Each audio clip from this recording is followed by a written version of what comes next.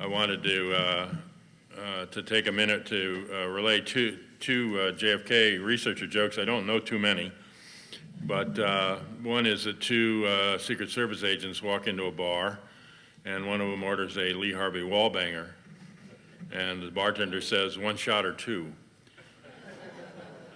The other I just heard last night, and a Kennedy researcher spends his whole life working on the case and dies and ends up going to heaven. And God comes to the gate and says, "Welcome to heaven." And he says, "Well, that's great." He said, "But I had a question." And God said, "Sure, question what?" He says, "Could you tell me who killed Kennedy?" And God says, "I have a theory about that."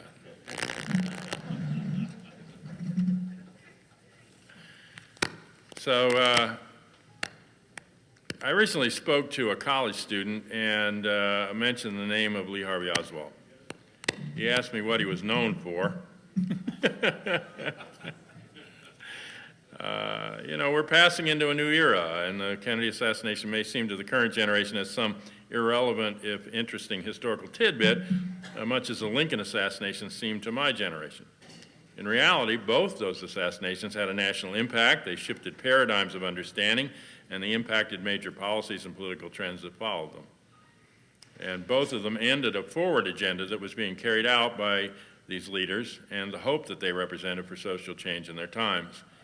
And so I'd like to put the Kennedy assassination into its historical and political context so that we can understand why it matters 50 years later and what we can do about it.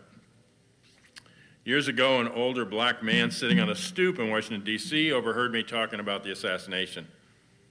And he responded, "Kennedy, he dead." Well, indeed he is. But more died on November 22nd than the handsome and energetic President of the United States, far more in my view. This is James Madison in his Political Observations, 1795. He talks about a deep conviction of the danger to liberty and the Constitution from a gradual assumption or extension of discretionary powers in the executive departments, from successive augmentations of a standing army, and from the perpetuity and progression of public debts and taxes. Of all the enemies to public liberty, war is perhaps the most to be dreaded because it comprises and develops the germ of every other. War is the parent of armies. From these proceed debts and taxes, and armies and debts and taxes are the known instruments for bringing the many under the domination of the few.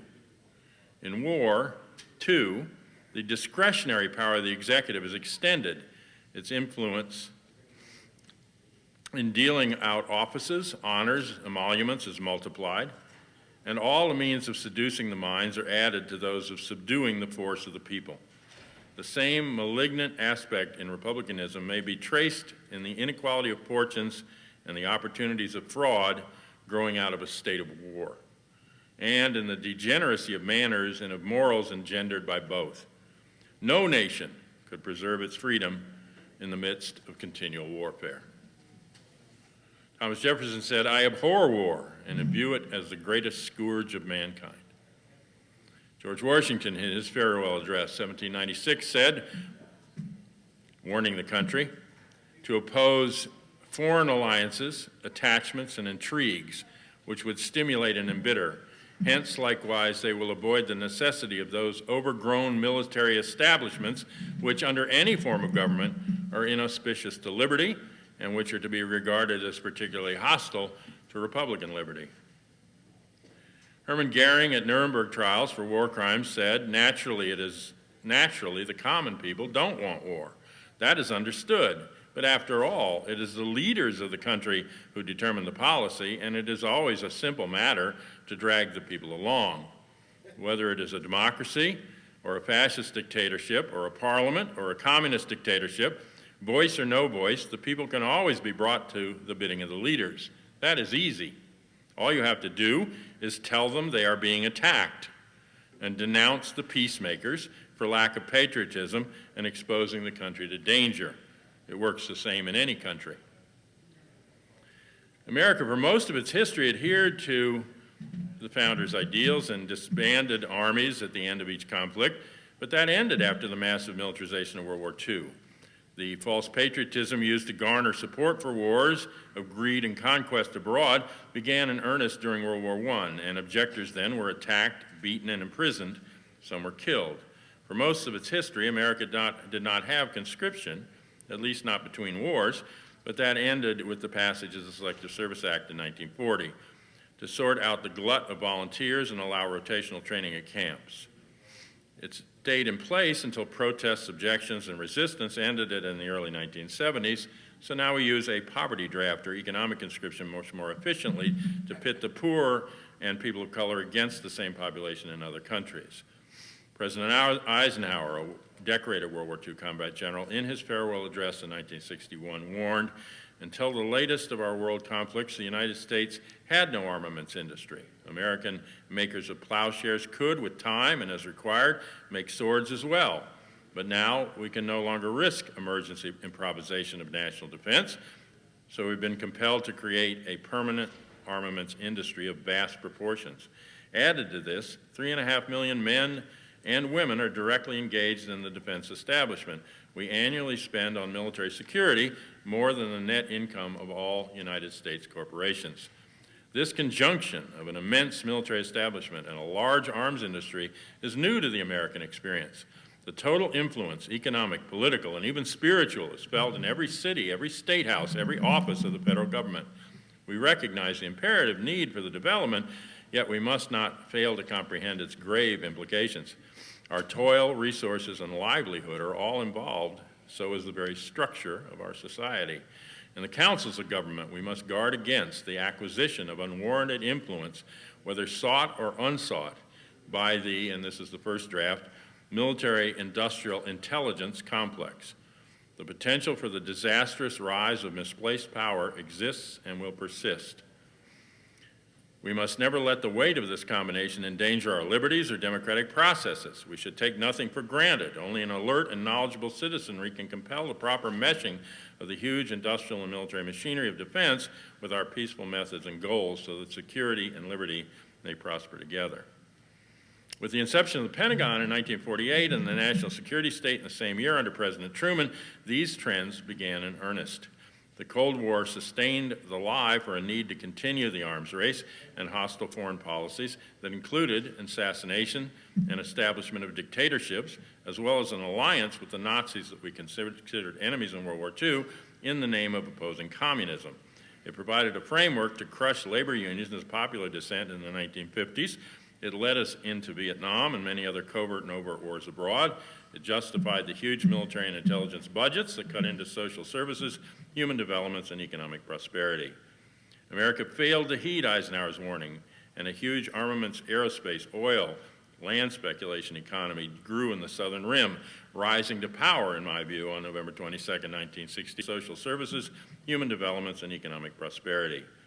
America failed to heed Eisenhower's warning, and a huge armaments, aerospace, oil, land speculation economy grew in the Southern Rim, rising to power, in my view, on November 22, 1963, with the assassination of John F. Kennedy by a military coup d'etat.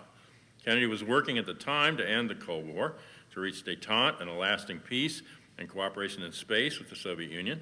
His June 10 talk, months before his death, to the graduating class at American University, laid out a path to peace that was then abandoned. He had saved the world from a nuclear holocaust during both the Bay of Pigs fiasco and the Cuban Missile Crisis, when he communicated directly with Khrushchev instead of listening to General Curtis LeMay and other Joint Chiefs who wanted to go to global nuclear confrontation. LeMay stormed out of the Missile Crisis meeting saying, "We have to get rid of those sons of bitches," meaning the Kennedy brothers. Kennedy realized he had been lied to by the CIA and the Joint Chiefs in the Bay of Pigs matter when they tried to force his hand to bring U.S. air support to the rebel groups. He fired CIA directors, including Allen Dulles, Charles Cabell, Richard Bissell. Near the time of his death, Kennedy said he wanted to break the CIA into pieces and scatter them to the four winds. Dulles later sat on the Warren Commission and helped to cover up the real facts behind his death. The strategic interoperative plan for nuclear response attack would have led to long rows of B-52s flying over Russia and China, carpet bombing with Hiroshima-sized nuclear weapons. The atmosphere and life on the Earth would not have survived, for the most part, all over the globe. It has been recently revealed that there was a standing military order in the case of the assassination of an American president by foreign, read communist, sources that just such a Holocaust would be immediately unleashed. It nearly was on November 22nd. Kennedy was also pulling out of Vietnam, ordering all U.S. troops removed by the end of '64 in April of '63, a policy completely reversed by the Joint Chiefs of Staff November 25th, planning instead a 10-year war with 57,000 American dead. Kennedy was supporting many international movements for independence against old colonial rule.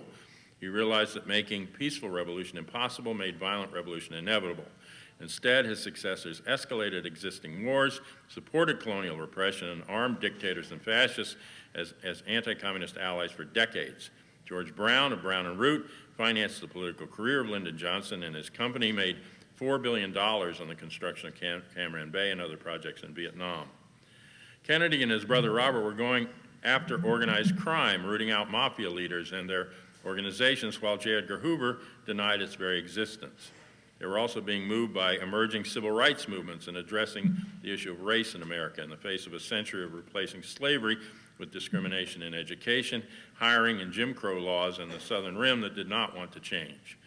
Their support of Dr. Martin Luther King following the March on Washington enraged the racists.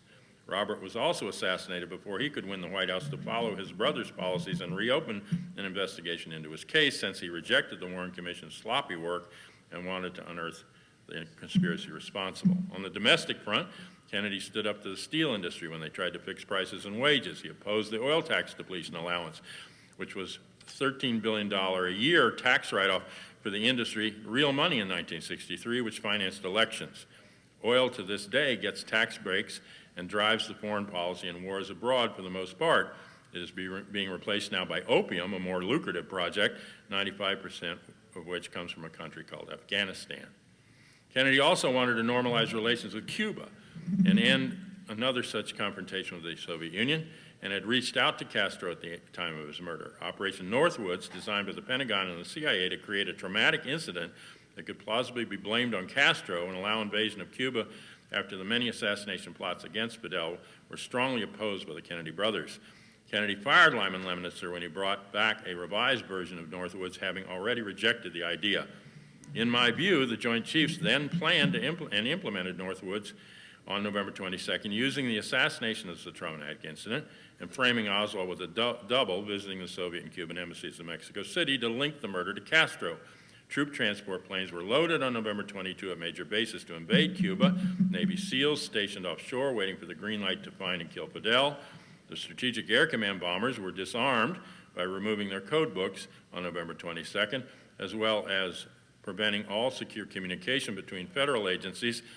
Those lines, when Lee Harvey Oswald survived arrest and death in the Texas theater, becoming a talking head instead of a dead red who knew far too much from his own background with naval intelligence, the U-2 spy plane, and intelligence operations at home.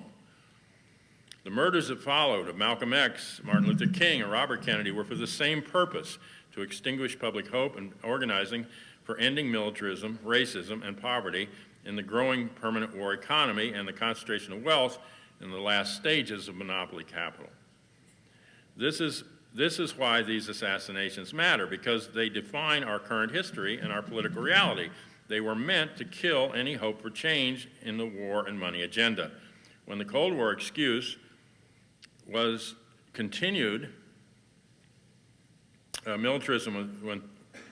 the Cold War excuse for continued militarism was threatened by the Soviet Union and it collapsed, and the excuse collapsed, a new enemy had already been defined by these war makers: terrorism, and so was the response: more war, and end to civil liberties, the rise of the fortress state.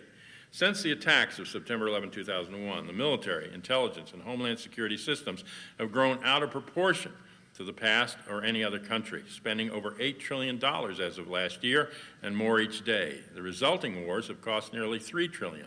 These institutions have also been increasingly privatized.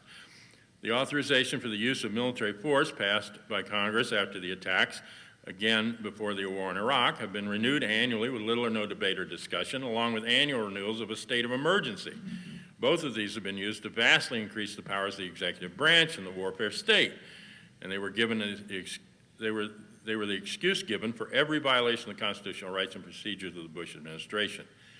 When I worked on Capitol Hill for Representative Cynthia McKinney and as an intern for Representative Dennis Kucinich, I co-authored over 100 articles of impeachment based on violations of the oath of office, aggrandizement of executive powers, constitutional violations and breaches of international treaties, and the laws of war. They were each one sufficient to impeach had Congress wanted to act, and well documented. Sadly, the new president, Obama, continues to violate all of them and has in fact made some of the violations worse. This should not surprise us on one level, since after World War II, and especially after the Kennedy assassination, the hired guns have taken over the ranch and are holding the owners hostage. The presidents come and go. The Pentagon and the CIA sit and grow. Intelligence agencies determined the outcome of World War II and then began to determine who would lead countries around the world in its aftermath. The military and its contractors made sure that the profits of war would continue. Destabilization became the foreign policy of the United States for whole continents and regions and continues to this day. Most of you have heard of the Central Intelligence Agency, the CIA, and the Federal Bureau of Investigation, the FBI. How many of you have heard of the DIA, the ONI, the NRO, the DISC? These agencies are larger, command more budget, and employ far more people than the CIA and FBI combined. Without oversight or public scrutiny for the most part, they carry out the foreign and domestic policies and repressions. The NRO, National Reconnaissance Organization, whose initials used to be secret, now the National Geospatial Intelligence Agency. The Eyes in the Sky, the ONI, Office of Naval Intelligence, is the largest and oldest intelligence agency, and each branch of the military has its own. The DISC, the Defense Industrial Security Command, was set up to guard the atomic secrets of the Manhattan Project under General Leslie Groves.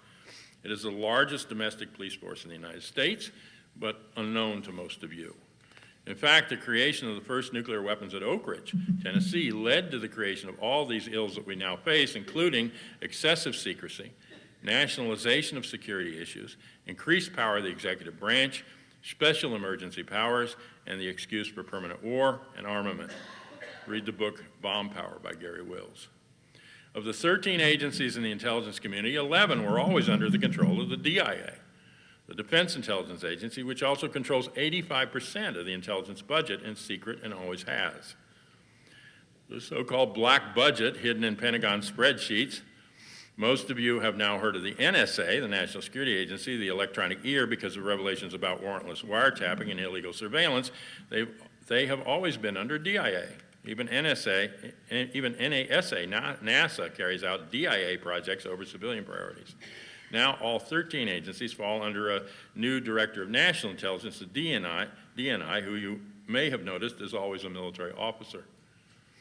Domestic police forces have also been increasingly militarized. SWAT teams now carry out thousands of drug raids annually using excessive force, and local police use military weapons against the populace. Every major government agency now also has its own SWAT enforcement team, and they've been using them. ICE, the Immigration Enforcement Agency, has been brutal and runs secret prisons.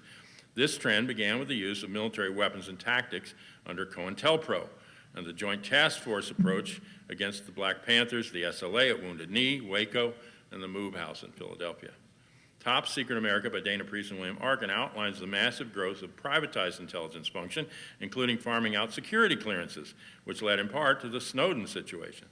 In Arkin's new book, American Coup, he outlines the role of continuity of government planning since World War II and the threat it poses now to democracy and the Constitution. The plans for nuclear war led to doomsday provisions. These grew into more elaborate plans that now link to natural disasters, mass protest or rebellion, outbreaks of disease. In the 1950s, the McCarran Act allowed indefinite detention in special camps of, quotes, anyone who might possibly be thinking of probably committing any act of espionage or sabotage against the United States or planning to overthrow the government. And they could be detained without access to habeas corpus or trial by judge or jury. 36 former Japanese confinement camps, abandoned military bases, and other sites were designated as security prisons for this purpose. 13 of them were opened up and prepared for service just before the Kent State shootings by National Guard units. The executive branch has renewed this power of suspending habeas corpus and effected many secret imprisonments and indefinite detentions in undisclosed locations, as well as illegal renditions away from justice since 9/11. Elaborate plans for martial law were developed. The Tom Charles Houston Plan, revealed during the Watergate hearings, is a blueprint for much of our current excess. I suggest you go back and read it. A similar plan was hatched by Oliver North during Contragate, never revealed. The special protocols regarding continuity of government, which was declared on 9/11 and never publicly revoked, have been denied any congressional oversight or knowledge. Continuity of government effectively suspends the Constitution, picks an elite group under the Pentagon, FEMA, and the National Security Council, some executive branch and agency personnel, and a few members of Congress to run the country from an undisclosed location for the duration of the emergency. Some of you may recall the Washington Post headline, October of 2001, Shadow Government Operating in Secret. Cheney and Rumsfeld designed these plans during the Reagan years in response to the Church Committee. If they ever declare code red, over 150 federal authorities have shifted, all mail, media, and even highways come under direct military control. A special White House crisis management or emergency operations unit creates the conditions for continuity of government. Congress is considered irrelevant in the planned scenarios, as are the rest of us, save for those targeted for detention camps. If the Capitol was a target and all of Congress died, official plans suggest there wouldn't be any need to replace them until the declared emergency is over. The emergency of 9/11 has been renewed annually since then. FEMA held readiness exercises annually. Rex 84 was a martial law scenario rounding up Salvadoran immigrants and U.S. citizens who might protest U.S. policies in those countries. As an example, all these involve martial law plans. FEMA currently has camps set up and plans for Operation Endgame, detention and mass deportation of millions of immigrants.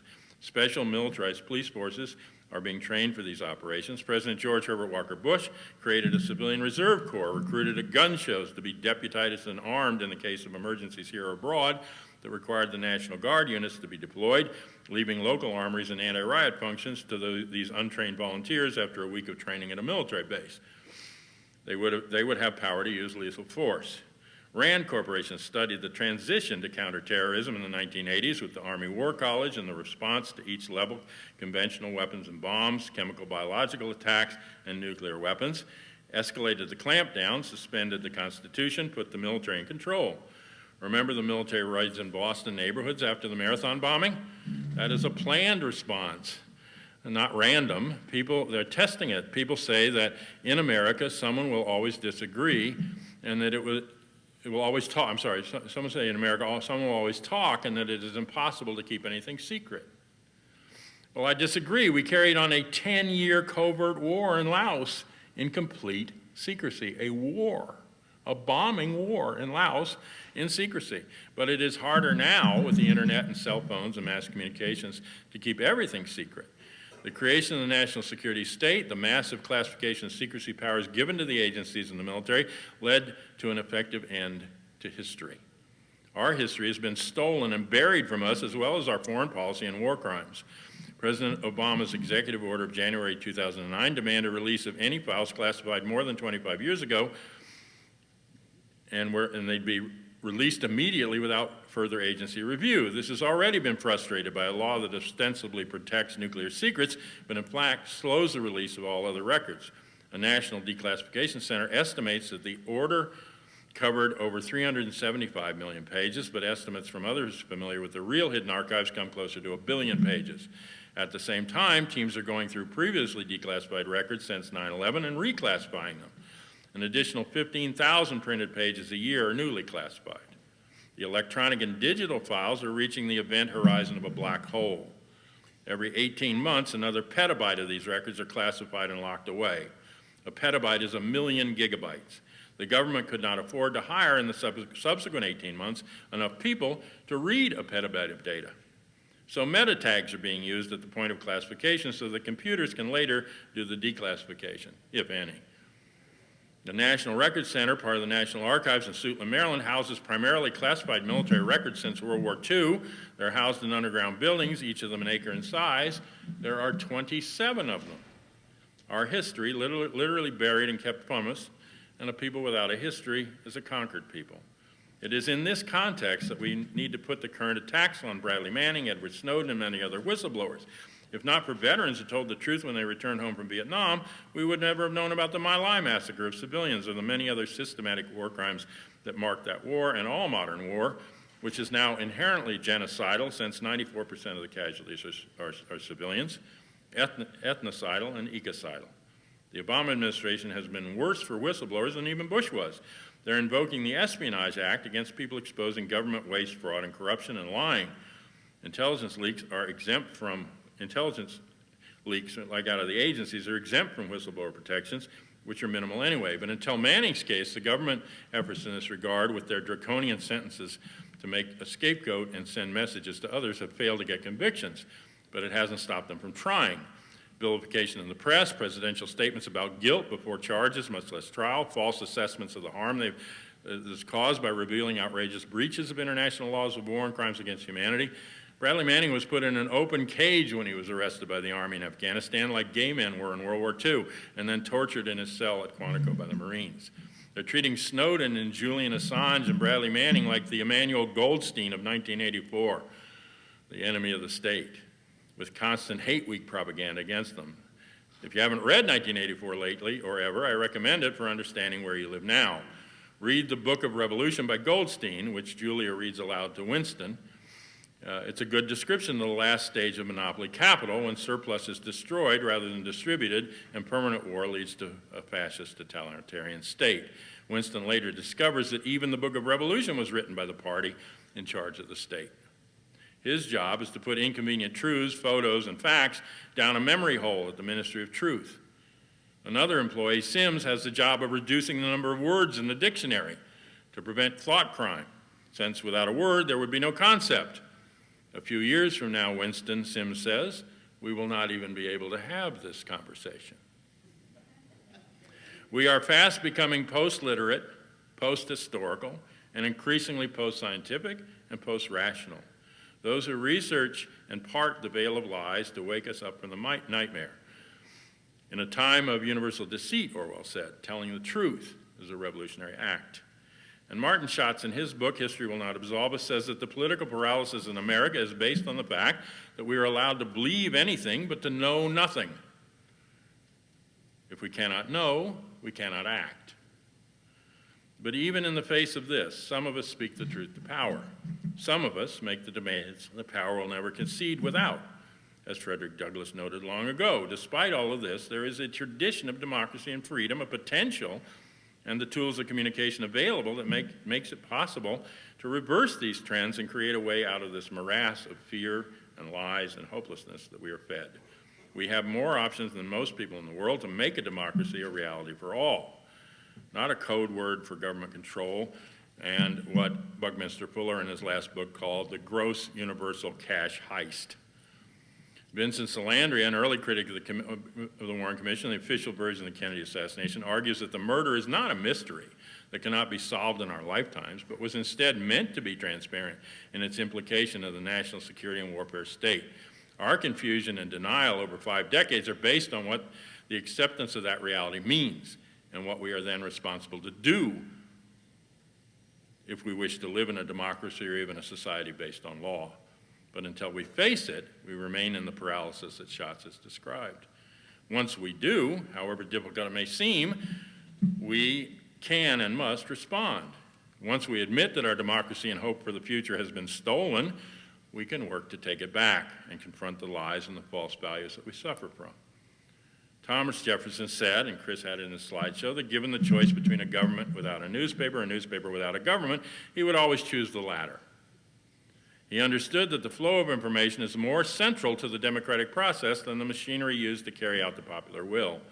Sadly, the two institutions central to this flow, education and the media, which were designed as commonwealths that belongs to all of us, have instead been corrupted and monopolized to serve corporate interests and the machinations of the intelligence and military disinformation and propaganda necessary to control public consent for their agendas. If we want democracy, we need to restore those commonwealths.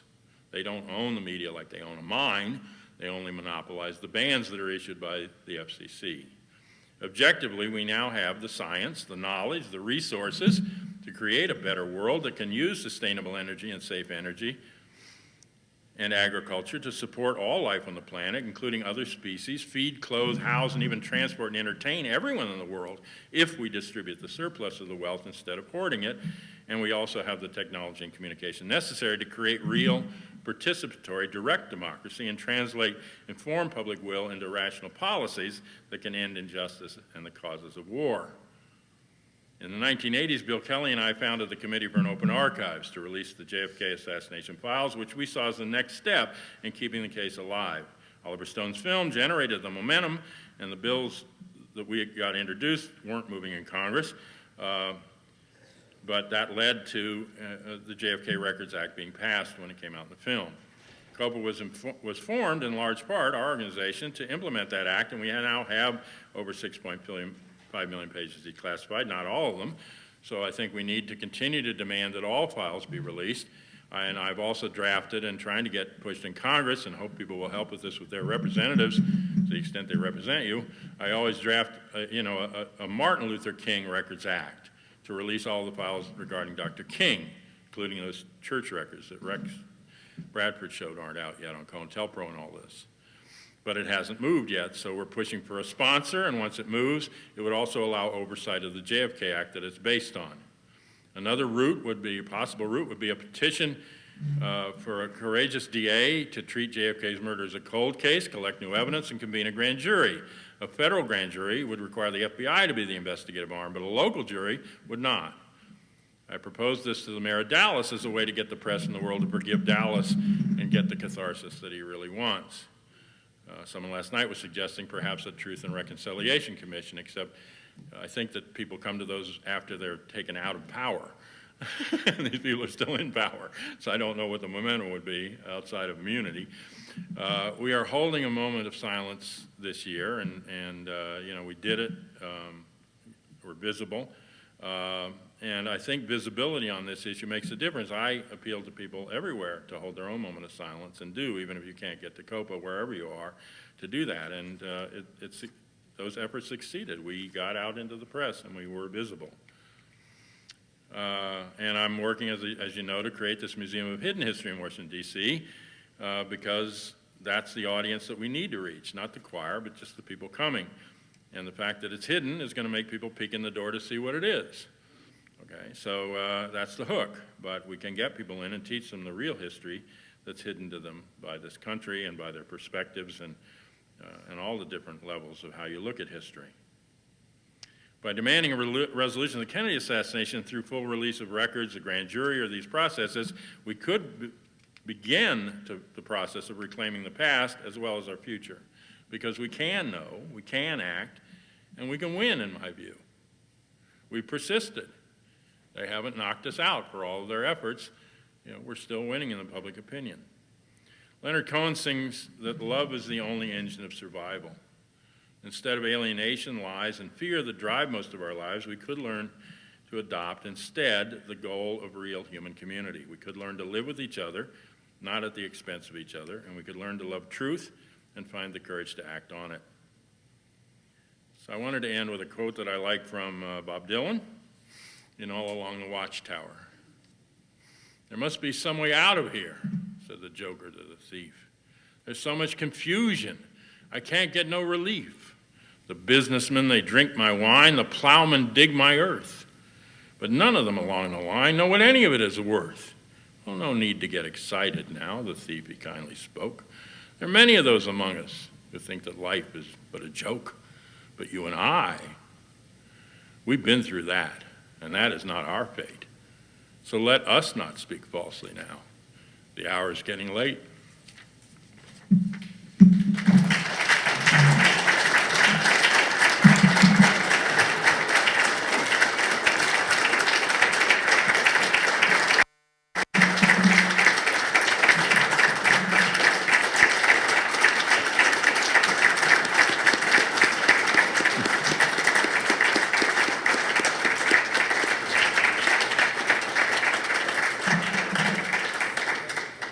I wouldn't be here but for the early researchers and all of you. And, you might not be in this building but for me and my machinations. But I think it's important that we come together and try to talk about what's real and what's left of democracy. I used to tell Penn out on the knoll, we may be all there is, but at least we hold up the flame out here, for some kind of different country. And I wrote Penn once and said that I had read that dolphins who began to be captured by the Japanese when they were fishing for tuna, because dolphins follow tuna for, that's their, what they eat. And in the past, the deep nets would come up, and the dolphins were smart enough they'd get out of the net and swim out of the net before getting caught, that the tuna weren't all that bright.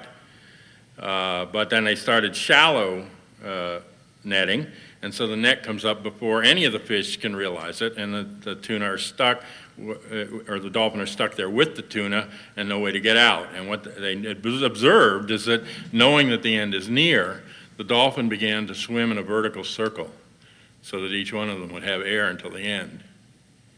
And I told Penn that I thought if we were trapped in such a situation, he's the kind of human being that would swim in the circle and not grasp for all the oxygen to himself. But I think that's who we need to be to each other.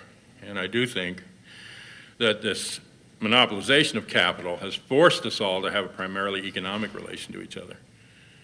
But it's not a natural relation. The natural relation is human community and cooperation. That's what Gandhi said. He said the history of the world is told in the history of wars and conflicts, he said, but the real history of the world is a history of cooperation. That's how we survived. And we need to get back to forming real and trusting human communities on all different scales in order to break this game, because this game relies on our alienation and fear. And we can play a different game we can take out of it. And I also wanted to thank again all the volunteers, including especially my partner Marilyn Tenenoff, who, you wouldn't be sitting here without her, because I had a bad arm all these months, and she really did the work. So thanks to her and to Joe Green and Randy and all the people who do tech work, Dave Starks, and all of you for supporting COPA and for coming out. We're going to try to go to Baylor. It seems that the conditions are okay for the bus to get down there. The storm's not supposed to hit till a little later. We'll leave Baylor early if we have to, if that's what the driver says, but I'm hoping we can go down there and have a dinner and see it. So those of you who got tickets, or if you want tickets now, we have some left for the Baylor bus. It leaves exactly at 2, so be back at the lobby at 2 o'clock, and we'll go down because there's fun stuff to see. Yes. No, I'll put the speech up. I'm glad to do that.